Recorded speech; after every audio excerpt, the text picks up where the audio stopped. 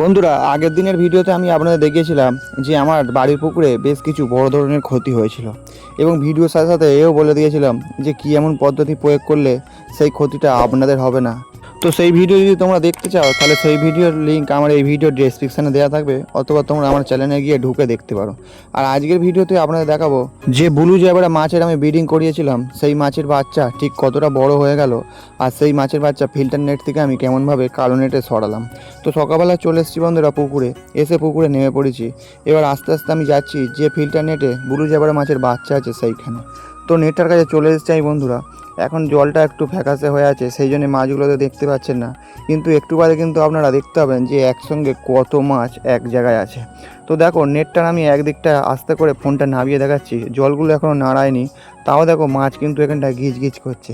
তার মানে এই নেটটাতে কিন্তু বেশ ভালো পরিমাণই মাছ আছে। তো আস্তে আস্তে আমি নেটটা চাগিয়ে তারপরে তোমাদের দেখাবো। যে সমস্ত নতুন বন্ধুরা আজকে আমার এই ভিডিওটি দেখছো তারা কিন্তু এক্ষুনি চ্যানেলটিকে সাবস্ক্রাইব করে নাও, তাহলে তোমরা কিন্তু প্রত্যেকদিন নতুন নতুন রঙিন মাছের ভিডিও দেখতে পারবেন। আর যে সমস্ত পুরাতন বন্ধুরা আমার এই ভিডিওটি দেখছেন সেই সমস্ত বন্ধুরা ভিডিওতে লাইক করতে একদমই ভুলবেন না, আর তার সাথে সাথে লাইকের পাশে হাইপ বাটন প্রেস করে আমার পাশে থাকবেন বন্ধুরা। তো যাই হোক, নেটটা জড়ো করে নেওয়ার পরে আমার ফিল্টার হাত নেটটা দিয়ে আস্তে আস্তে আমি মাছ একবার তোমাদের তুলে দেখাচ্ছি। দেখো একবার ছানা মেরে তুলেছি, ঠিক কত পরিমাণ ব্লু জ্যাবরা মাছের বাচ্চা নেটের মধ্যে উঠেছে। এখনও কিন্তু এরকম অনেক মাছ কিন্তু নেটের মধ্যে আছে। তো দেখো বন্ধুরা, মাছ কিন্তু এখানে গিজ গিজ করছে, আর মাছগুলো কিন্তু বেশ বড় হয়ে গেছে। তো এই মাছগুলো আমি এবারে গামলির মধ্যে সব তুলে নিয়েছি। দেখো গামলির মধ্যে কিন্তু বেশ কিছু ভালো পরিমাণই মাছ এখানে ঘোরাঘুরি করছে। আর এর মধ্যে দেখো তোমরা কিছু কালো কালো পোকা ঘোরাঘুরি করছে।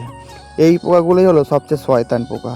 যখনই আমরা একটা ফিল্টার নেটে একবার বাচ্চা মাছ তুলে নেওয়ার পরে দ্বিতীয়বার মাছ ছাড়ি, তখনই কালো কালো পোকাগুলোই কিন্তু বাচ্চা মাছকে খেয়ে ফেলে, আর তখনই কিন্তু আমাদের মতন ছোটো ছোটো মৎস্যচাষীদের ক্ষতির সম্মুখীন হতে হয়। তো যাই হোক বন্ধুরা, যা ক্ষতি হওয়ার তো হয়ে গেছে, সেই সব ভুলে আবার আমাদের এগিয়ে যেতে হবে। গামলির মধ্যে সমস্ত ব্লু জ্যাবরা মাছের বাচ্চা তুলে নিয়ে চলে এসেছে একটা কালো নেটের কাছে। এই নেটেই মাছগুলো ছাড়বো। আর ফিল্টার নেটে সব মাছগুলো তোলা হয়ে গেছে, ফাঁকা পড়ে রয়েছে।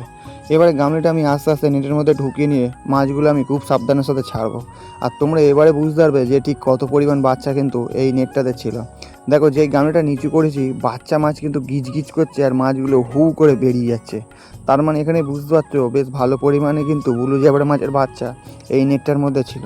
তো সব মাছগুলো আমি আস্তে আস্তে গামলির থেকে এবারে নেটে ছেড়ে দিয়েছি। এবার আমি ওপরে উঠে পড়বো, তার কারণ এবারে আমি যাব জলাতে। জলায় গিয়ে যে আমার বটবটি গাছ চাষ করেছিলাম সেই গাছ থেকে বটবটি করায় তুলে নিয়ে আসবো।